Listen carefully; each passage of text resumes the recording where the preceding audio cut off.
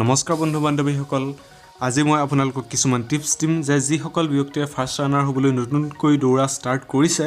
নাইতো দৌৰা আৰম্ভ কৰিব আৰু যিসকলে কিছু কথা অকান কৰি ইতিমধ্যে ভুলকৈ দৌৰি আছে তেওঁলোকৰ বাবে হ'ল এইটো এটা ইম্পৰ্টেণ্ট ভিডিঅ' বন্ধুসকল ইয়াত মই আপোনালোকক 5টা পইণ্ট কৈ যাম হ'ব পাৰে যে যিকোনো এটা পইণ্ট আপোনাৰ লগত মিল আছে গতিকে সম্পূৰ্ণকৈ গোটেইকেইটা পইণ্ট মন দি চাব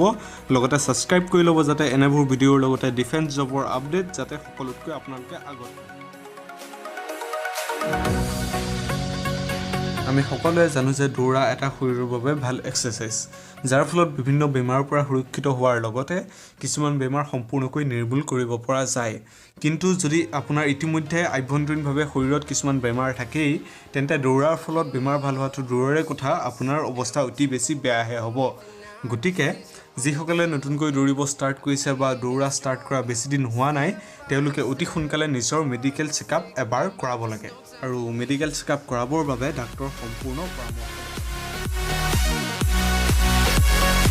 বন্ধুসকল যিসকল নতুন ৰানাৰ থাকে তেওঁলোকে বহুত দীৰ্ঘতম দূৰত্ব অতি কম সময়ৰ ভিতৰত অতিক্ৰম কৰিবলৈ চায় যিটো এটা বহুত ডাঙৰ ভুল এইবাবেই হ'ল যদি তেওঁলোকৰ প্ৰথম অৱস্থাত ষ্টেমিনাৰ বডিত বিল্ডেই হোৱা নাই তেন্তে তেওঁলোকে কেনেকৈ পাছলৈ ফাৰ্ষ্ট ৰানাৰ হ'ব পাৰিব ষ্টেমিনা তেতিয়াহে বডিত মেকিং হোৱা ষ্টাৰ্ট হ'ব যেতিয়া আপুনি আপোনাৰ বডিটোক ষ্টেমিনা বনাবলৈ ট্ৰেইন কৰিব আপোনালোকে শ্বৰ্ট ডিষ্টেন্স এটা বান্ধি ল'ব আৰু WR এই ৰুল মতে এখন ৰুটিন বনাই দৌৰিব W মানে হ'ল ৱাক R মানে হ'ল ৰান WR মানে ৱাক ৰান মানে আপুনি টাৰ্গেট কৰা ডিষ্টেন্সটো খোজকাঢ়ি কমপ্লিট কৰাৰ পাছত সেই ডিষ্টেন্সটো পুনৰ দৌৰি কমপ্লিট কৰিব এনেকৈ আপোনাৰ নিৰ্দিষ্ট টাৰ্গেটটো যদি ৱাক ৰান মানে দৌৰিব খোজকাঢ়িব এই প্ৰচেছত যদি আপোনাৰ বডিটো ট্ৰেইন কৰে তেন্তে নিশ্চয় ষ্টেমিনাৰ বঢ়াৰ লগতে আপুনি অধিক দূৰ দৌৰিব পাৰিব অধিক বেগত মানে ফুল স্পীডত কেতিয়াও নদৌৰিব ইতিমধ্যে তাৰ বিষয়ে মই আগৰটো পইণ্টত আপোনালোকক জনালোঁ সদায় কমফৰ্টেবলভাৱে দৌৰিব লাগে তাৰ বাবে ৱাৰ্ম ৰান প্ৰচেছত দৌৰিলেই মই ভাল বুলি ভাবোঁ আপুনি তাৰ বাবে এনেকুৱা এজন বন্ধুৰ লগ যিজন আপোনাৰ সমান বেগত কমফৰ্টেবলকৈ দৌৰিব পাৰে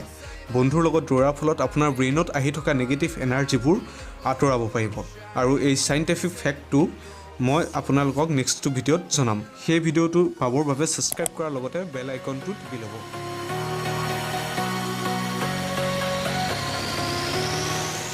বন্ধুসকল ডাক্তৰৰ এডভাইচ মতে সদায় কেতিয়াও দৌৰিব নালাগে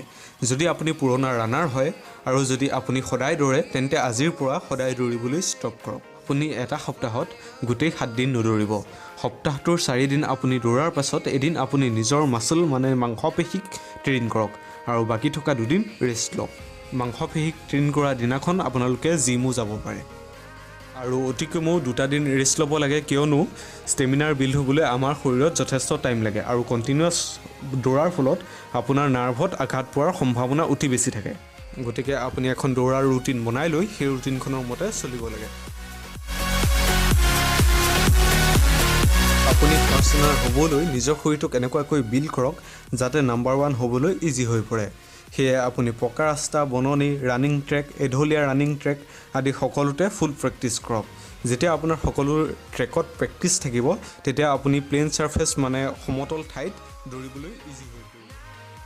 সকল মই বিভিন্ন ডিফেন্স জবৰ ৰানিং যেনে SSC GD Assam police Indian আৰ্মিৰ আদি ৰানিঙৰ ওপৰত ফাৰ্ষ্ট ৰানাৰ হ'বলৈ কিছুমান টিপছ ইতিমধ্যে আপোনালোকক আগৰ ভিডিঅ'ত জনাইছিলোঁ আপোনালোকে যদি ভিডিঅ'টো চোৱা নাই তেনেহ'লে ডেছক্ৰিপশ্যনত লিংক দি দিছোঁ তাৰ সহায়ত ভিডিঅ'টো চাই ল'ব লগতে এই ভিডিঅ'টো চাই ভাল পালে লাইক কৰিব কমেণ্ট কৰিব আৰু নিজৰ বন্ধুসকলক শ্বেয়াৰ কৰিব